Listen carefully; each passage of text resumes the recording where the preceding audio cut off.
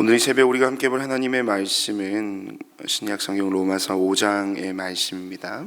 로마서 5장 12절 말씀부터 21절까지의 말씀을 저와 여러분이 한 절씩 교독하시고 마지막 21절은 함께 한 목소리로 읽도록 하겠습니다. 로마서 5장 12절 말씀부터 21절까지의 말씀입니다. 그러므로 한 사람으로 말미암아 죄가 세상에 들어왔고 또 그 죄로 말미암아 죽음이 들어온 것과 같이 모든 사람이 죄를 지었기 때문에 죽음이 모든 사람에게 이르게 되었습니다. 율법이 있기 전에도 죄가 세상에 있었으나 율법이 없을 때에는 죄가 죄로 여겨지지 않았습니다. 그러나 아담 시대로부터 모세 시대에 이르기까지는 아담의 범죄와 같은 죄를 짓지 않은 사람들까지도 죽음의 지배를 받았습니다. 아담은 장차 오실 분의 모형이었습니다. 그러나 하나님께서 은혜를 베푸실 때에 생긴 일은 아담 한 사람이 범죄했을 때에 생긴 일과 같지 않습니다. 한 사람의 범죄로 많은 사람이 죽었으나 하나님의 은혜와 예수 그리스도 한 사람의 은혜로 말미암은 선물은 많은 사람에게 더욱 더 넘쳐나게 되었습니다. 또한 하나님께서 주시는 선물은 한 사람의 범죄의 결과와 같지 않습니다. 한 범죄에서는 심판이 뒤따라와서 유죄 판결이 내려졌습니다마는 많은 범죄에서는 은혜가 뒤따라와서 무죄 선언이 내려졌습니다. 아담 한 사람의 범죄 때문에 그 한 사람으로 말미암아 죽음이 왕노릇하게 되었다면 넘치는 은혜와 의의 선물을 받는 사람들은 예수 그리스도 한 분으로 말미암아 생명 안에서 왕노릇하게 되리라는 것은 더욱더 확실합니다. 그러니 한 사람의 범죄 행위 때문에 모든 사람이 유죄 판결을 받았는데 이제는 한 사람의 의로운 행위 때문에 모든 사람이 의롭다는 인정을 받아서 생명을 얻게 되었습니다. 한 사람이 순종하지 않음으로 말미암아 많은 사람이 죄인으로 판정을 받았는데 이제는 한 사람이 순종함으로 말미암아 많은 사람이 의인으로 판정을 받을 것입니다. 율법은 범죄를 증가시키려고 끼어 들어온 것입니다. 그러나 죄가 많은 곳에 은혜가 더욱 넘치게 되었습니다. 그것은 죄가 죽음으로 사람을 지배한 것과 같이 은혜가 의를 통하여 사람을 지배하여 우리 주 예수 그리스도로 말미암아 얻는 영원한 생명에 이르게 하려는 것입니다. 아멘.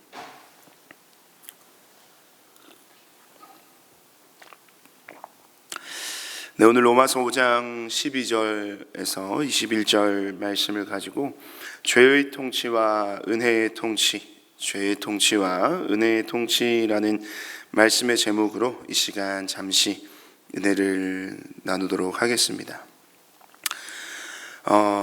여러분은 여러분 자신이 스스로 죄인임을 고백하십니까? 이 설교의 첫 시작 새벽 아침부터 이 질문이 좀 직설적입니다만 그래도 여러분 한번 대답해 보셨으면 좋겠습니다. 여러분은 여러분 스스로 죄인됨을 인정하십니까? 네, 인정하십니까? 네. 스스로 죄인됨을 인정하는 것은요, 오늘날 우리들의 신앙생활에 있어서 굉장히 중요한, 어쩌면 가장 핵심적인 명제 중에 하나입니다. 왜냐하면 우리의 삶에 있어서 우리 스스로의 죄인됨과 그것을 인정하는 것은 하나님과 우리 사이의 관계를 결정짓는 아주 중요한 전제 조건이기 때문입니다. 그것이 중요한 이유를 우리는 이 말씀에 따라 이 말씀을 근거로 한번 이해할 수 있겠는데요. 우리 마가복음 2장 17절의 말씀이 있습니다. 마가복음 2장 17절의 말씀을 제가 한번 읽어 드릴 테니까 왜 우리 스스로가 죄인임을 인정하는 것이 우리의 신앙생활의 가장 중요한 명제 중에 하나인지를 한번 생각해 보시길 바랍니다. 마가복음 2장 17절 말씀입니다. 예수께서 들으시고 그들에게 이르시되 건강한 자에게는 의사가 쓸데없고 병든 자에게라야 쓸데있느니라. 나는 의인을 부르러 온 것이 아니요 죄인을 부르러 왔노라 하시니라. 한 번 더 읽겠습니다. 예수께서 들으시고 그들에게 이르시되 건강한 자에게는 의사가 쓸데없고 병든 자에게라야 쓸데있느니라. 나는 의인을 부르러 온 것이 아니요 죄인을 부르러 왔노라 하시니라. 마가복음 2장 17절의 말씀입니다. 여러분, 방금 우리가 들은 이 마가복음 2장 17절의 말씀의 내용은요, 요한복음을 제외한 공관복음이라고 부르는 마태복음, 마가복음, 누가복음 모두에서 이 내용을 동일하게 기록하고 있습니다. 그만큼 이 말씀의 구절이 가지는 그 의미가 중요하다는 거겠죠. 예수님은 말씀하십니다. 건강한 자에게는 의사가 쓸데없고 병든 자에게라야 쓸데있다. 여러분, 아픈 사람이 없는데 의사가 존재할 이유가 없지 않습니까? 예수님은요, 이 말씀을 통해서 바로 자신을 의사에 비유하시고 그 예수님이 만나는 모든 자들을 병든 자, 환우로 비유하십니다. 이 비유는 곧 예수님 자신이 이 땅에 오신 이유를 예수님 스스로 직접 우리에게 알려주시는 말씀입니다. 나는 의인을 부르러 온 것이 아니요 죄인을 부르러 왔노라 하시니라. 여러분, 만약에 이 땅에 죄인이 없다면 예수님은 이 땅에 오실 이유, 만약에 이 땅에 죄인들이 존재하지 않는다면 예수님은 이 땅에 계실 이유가 전혀 없다는 것입니다. 이곳에 스스로가 죄인임을 고백하는 죄인된 저와 여러분, 죄인된 우리가 이곳에 존재하지 않는다면 예수님 또한 이곳에 임하실 이유가 전혀 없다라는 것입니다. 그것이 마가복음 2장 17절의 말씀이 증거하는 귀한 하나님의 말씀의 진리라는 것입니다.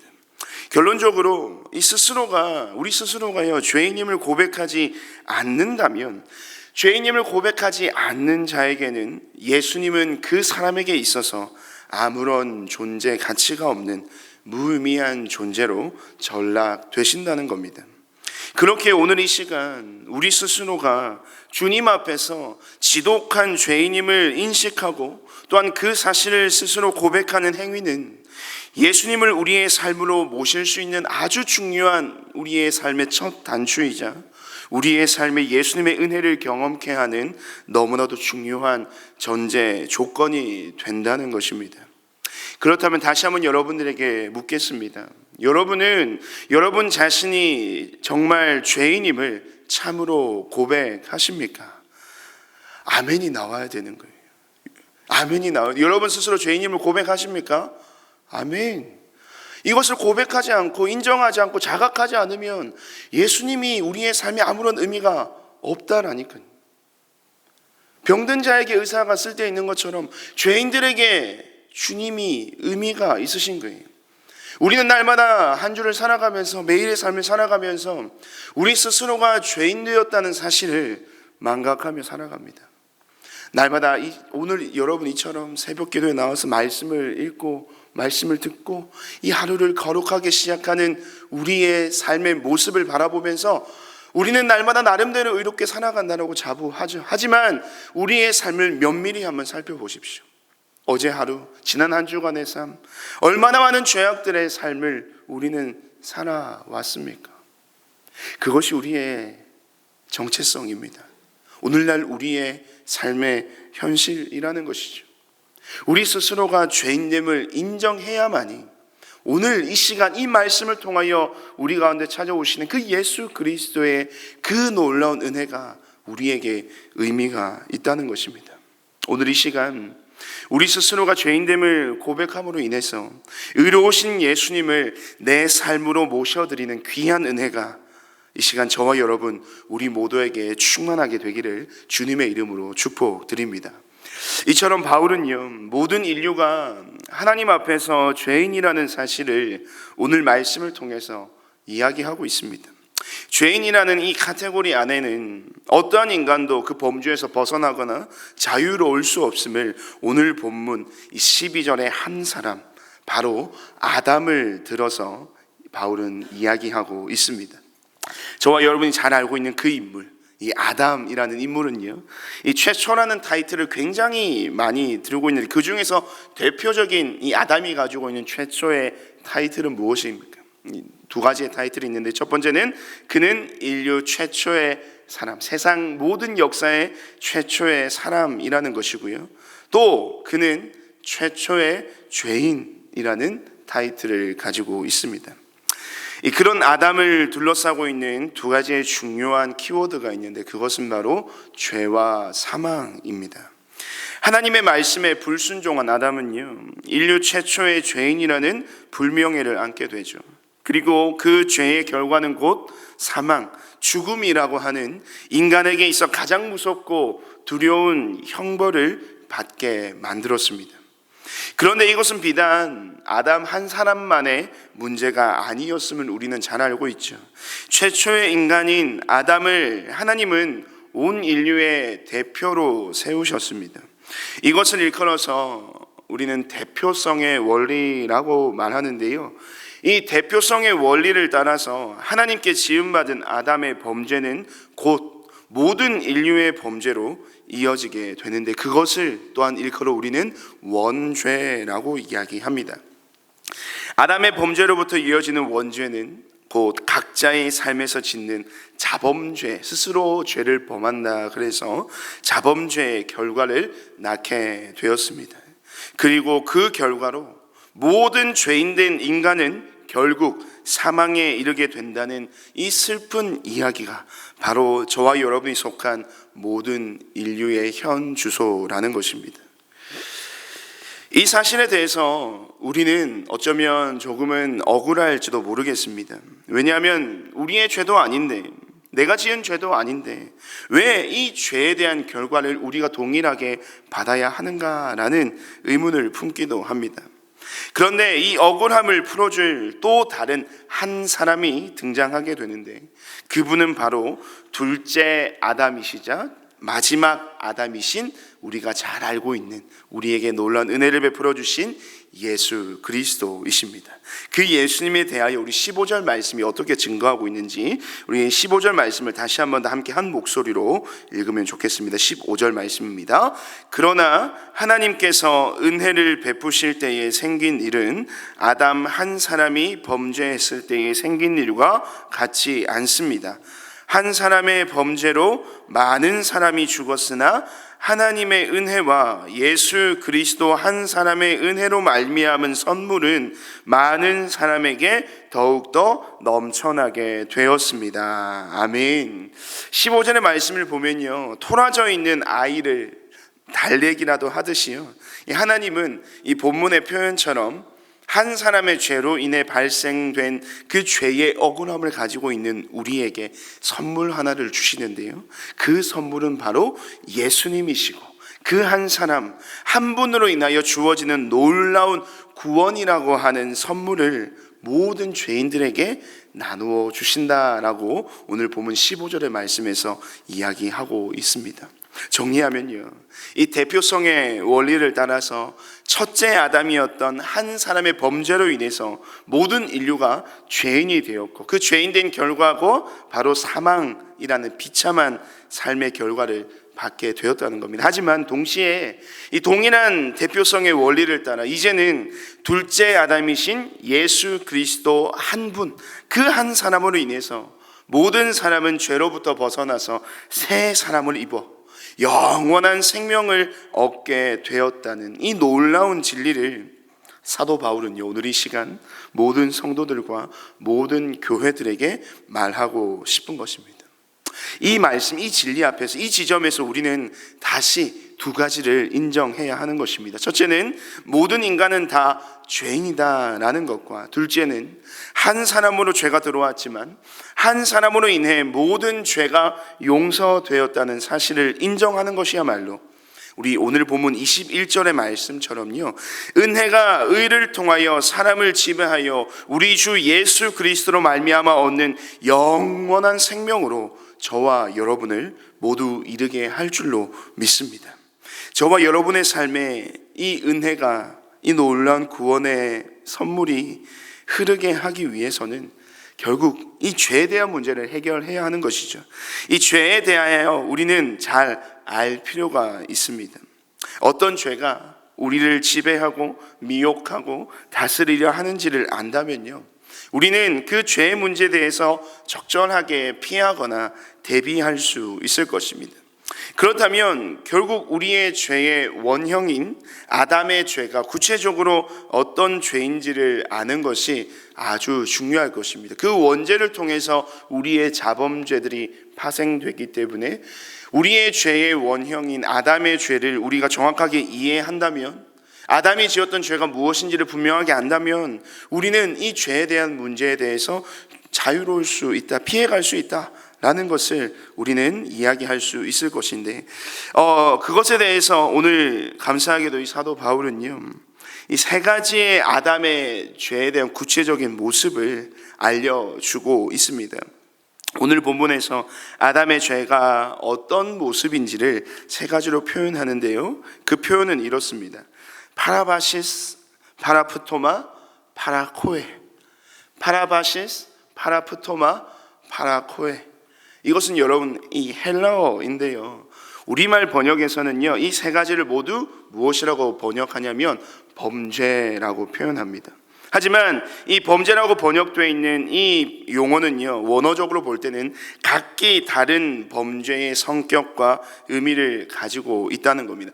같은 범죄로 우리가 번역되어 있지만 이 사도 바울은요, 오늘 말씀에서는요 각기 다른 단어로 쓰여지고 있다는 겁니다. 파라바시스, 파라프토마, 파라코에. 이 과연 세 가지의 아담의 죄의 모습은 어떤 의미를 가지고 있는가? 첫째, 우리 14절 말씀 보십시오. 14절의 말씀에 범죄라는 단어를 한번 동그라미를 치시면 좋겠고요. 여기서의 범죄가 바로 헬라어로 파라바시스라고 하는 것입니다. 근데 여기서의 범죄의 파라바시스의 의미는 넘어서는 것이라는 의미를 가지고 있습니다. 넘어서는 것. 파라바시스. 14절의 범죄는 파라바시스는 넘어서는 것이라는 의미를 가지고 있습니다. 아담의 범죄는요, 넘어서는 것이었습니다. 무엇을 넘어서는 겁니까? 피조물로서 이 창조주의 영역을 넘어서고자 했던 것입니다. 지켜야 할 선을 넘는 것이죠. 그것을 두고 하나님은요 범죄라고 규정하셨던 겁니다. 이 아담의 범죄를 기억해 보면 그렇지 않습니까? 하나님께서 명령하신 그 명령을 어겼습니다. 그 명령을 어긴 기저의 근본에는 어떤 마음이 깔려 있었죠? 사단의 유혹 가운데 그의 마음을 혹하게 했던 그 유혹의 말, 이것을 먹으면 정녕 눈이 밝아서 너가 하나님과 같이 되겠다. 선을 넘어서는 겁니다. 파라바시스. 아담의 범죄는 선을 넘어서는 범죄의 행위였다는 것입니다. 그것이 바로 첫 번째 바울이 우리에게 알려주는 아담의 범죄이고요. 두 번째, 우리 15절 말씀에 보시면 범죄가 보이십니까? 범죄라는 그 단어는요 바로 파라프토마인데요, 이것은 그릇된 걸음이라는 의미를 가지고 있습니다. 그릇된 걸음. 여러분, 방향성을 의미하는 것입니다. 아담은요 늘 동산 중앙에 있는 나무의 실과를 바라보면서 누구를 떠올려야만 했습니까? 하나님을 떠올려야만 했습니다. 여러분, 동산 이 선악을 알게 하는 그 나무의 실과, 그 나무가 동산 중앙에 있었던 이유가 무엇인지 아십니까? 왜 중앙에 있어야 하겠습니까? 여러분, 제주도를 가보시면 어떤 곳에서 바라보아도 무엇이 보입니까? 한라산이 보이죠. 그와 마찬가지로 아담이 하나님께서 창조하신 에덴 동산에서 자유롭게 거닐고 하나님이 주신 그 자유로운 삶 안에서 마음껏 누리다가도 고개를 들어 가운데를 바라보면 늘 보이는 것이 선악과였습니다. 생명나무였습니다.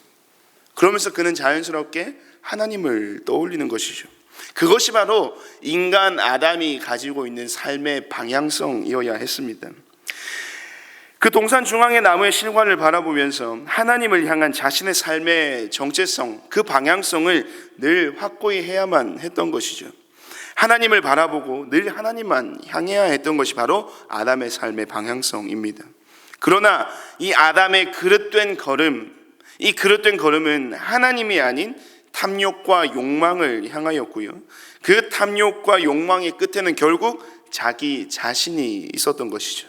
그릇된 걸음, 잘못된 방향성, 하나님이 아닌 세상을, 하나님이 아닌 나를 향하는 삶의 걸음은 곧 범죄라고 하나님은 우리에게 말씀하는 것입니다. 그것이 바로 이 두 번째 아담의 범죄의 의미라는 것이고, 마지막 셋째는요, 여러분 19절 말씀의 범죄 한번 찾아보십시오. 19절 말씀의 범죄인데, 이 범죄라는 단어는요 마지막으로 파라코에라고 하는 헬라어입니다. 파라코에는요 순종하지 아니함이라는 의미를 가지고 있습니다. 순종하지 아니함. 아담은 하나님의 명령에 여러분 순종하지 않았잖아요. 불순종이었습니다. 이 불순종은요 단순한 그 한 번의 행동에 관한 묘사가 아닙니다. 이 불순종이라 하면요 한 번의 그 행동에 대한 묘사가 아니라 그 사람의 마음의 중심성으로부터 나오는 삶의 근본에 대한 결과를 두고 우리는 불순종이라고 이야기를 한다는 것이죠. 그 사람의 마음의 중심성으로부터 나오는 그 삶의 근본의 결과, 그 마음의 중심과 마음의 태도의 결과, 단순히 한 번의 실수가 아니라 그 사람 근원, 그 마음의 기저에 깔려있는 그런 마음의 중심에 대한 결과를 우리는 불순종이라고 이야기한다는 거예요. 불순종은요 하나님의 하나님 되심에 대한 부정이고요, 하나님에 대한 불신과 부정의 결과가 바로 우리의 삶의 불순종이라는 것입니다. 이것이 바로 성경이 우리에게 이야기하고 있는, 사도 바울이 우리에게 알려주는 아담의 세 번째 범죄의 의미입니다. 이 파라바시스, 선을 넘는 것, 파라푸토마, 그릇된 방향으로 나아가는 것, 파라코에, 순종하지 아니하는 불순종의 범죄함들에 대해 우리는요 평생을 치열하게 싸워야 한다는 겁니다. 그것이 바로 우리의 죄의 근본이기 때문인 것이죠. 십자가의 은혜로 살아가기를 소망하는 우리의 삶에 이 같은 죄의 유혹은 날마다 끊임없이 우리를 엄습해 옵니다. 그래서 우리는 이 범죄함들에 대해 스스로 경계하면서 날마다 깨어 기도해야 하는 것입니다. 사단은 지금도요 우는 사자와 같이 두루 삼킬 자들을 찾아다니면서요 우리의 삶을 이 첫째 아담의 범죄의 길로, 불순종의 길로, 절망과 사망의 길로 저와 여러분들을 이끌어 가려고 한다는 것입니다. 하지만 우리가 기억해야 될 것은 우리는 더 이상 아담의 시대를 살아가는 자들이 아니라는 사실입니다. 우리는 불순종과 사망으로 점철된 암울했던 아담의 시대가 아니라 의와 선함과 온전한 순종으로 죄인들을 향하여 영원한 생명의 길을 내신 예수 그리스도의 시대를 살아가는 거룩한 주의 백성들, 성도들이기에 우리는 더 이상 죄의 지배를 받지 아니하고 우리는 의의 지배를 받는 자들로 살아가야 한다는 것입니다. 사랑하는 성도 여러분, 이것이 바로 저와 여러분의 삶의 정체성임을 꼭 기억하셨으면 좋겠습니다. 우리는 죄의 지배가 아닌 의의 지배, 우리는 죄의 지배가 아닌 말씀의 지배를 받으며 사는 자들입니다. 우리는 죄로 인하여 패배할 자들이 아니라 십자가로 인하여 이미 승리한 자들임을 여러분 믿으시길 바랍니다. 오늘도 십자가의 승리가 저와 여러분의 삶의 승리가 될 것입니다. 오늘도 예수 그리스도의 능력이 저와 여러분의 삶의 능력이 되기를 간절히 소망합니다. 오늘도 깨어 기도하며 주님 앞에 온전하여 거룩하고 순전한 주의 백성으로 살아가시는 예수 그리스도의 시대를 살아가는 예수 그리스도의 사람들로 이 하루를 살아내는 저와 여러분의 복된 하루가 되시기를 주님의 이름으로 축복드립니다. 우리 시간 함께 말씀을 기억하면서 또 합심하여 함께 기도하기를 원합니다. 이렇게 한번 기도합시다. 하나님, 오늘도 내 안에 당신의 은혜의 통치가 충만하게 하여 주시옵소서라고 기도합시다. 나의 삶을 붙들고 있는 모든 죄악된 모습들이 주 예수 그리스도의 이름으로 철저하게 무너지게 하여 주시고 모두 떠나가게 하여 주시옵소서라고 기도합시다. 선을 넘어서는 삶으로부터, 그릇된 걸음을 행하는 것으로부터, 순종하지 못하는 삶의 모습으로부터 벗어나서 온전한 그리스도인의 삶을 내 안에 회복시켜 주시옵소서. 더 이상 아담의 시대를 살아가는 내가 아니라 예수 그리스도의 시대를 살아가는 은혜의 통치, 복음의 통치가 내 삶 가운데 날마다 충만케 하여 주시옵소서. 우리 함께 말씀을 기억하면서 기도해 주시고요. 오늘은 특별히 주일 예배를 위하여 함께 기도하는 날입니다. 내일 이곳에서 드려지는 모든 목장 연합 예배와 또 다음 세대들의 예배 가운데 하나님께서 함께 해달라고 기도합시다. 그 자리가 하나님을 온전히 예배하는 자리가 되도록, 또한 말씀의 충만한 기쁨과 예배의 감격이 예배하는 우리의 모든 시간과 자리 가운데 충만할 수 있도록 기도해 주십시오. 온 성도가 간절한 마음으로 갈급한 심령으로 주님을 예배하는 귀한 모습들이 우리의 모든 예배 가운데 넘쳐날 수 있도록 기도해 주시고요. 또한 그 자리가 하나님의 나라 천국 잔치의 기쁨이 베풀어지는 귀한 예배의 자리가 될 수 있도록 여러분 내일 예배를 위해서 기도해 주시고, 마지막으로는요, 여러분의 그 앉아 계신 좌측에 보시면 두 가지의 현수막이 붙어 있습니다. 우리 다음 세대 여름 사역 그리고 여름 단기 봉사가 이미 시작되었습니다. 이 모든 사역들도 함께 기도해 주십시오. 이 여름의 모든 사역들을 통하여서 하나님께서 원하시는 놀라운 복음의 역사와 말씀의 능력과 귀한 열매들이 맺어질 수 있게 해달라고 드리고, 그리고 특별히 이 사역들로 인하여서 하나님의 나라가 이 땅 가운데 더욱더 확장되어질 수 있는 귀한 여름 사역들이 되게 해달라고, 우리 다음 세대 여름 사역과 또 우리 모든 단기 봉사 사역들을 두고 이 시간에 여러분 함께 합심하여 기도해 주시면 좋겠습니다. 이 시간 말씀을 기억하면서 또 우리 주일 예배를 두고 또 함께 이루어지는 계속해서 진행되고 있는 우리 여름 사역을 위해서 우리 함께 합심하여 기도하시고요, 각자 개인의 기도 제목으로 자유롭게 기도하시고 돌아가시길 바랍니다. 함께 기도하겠습니다.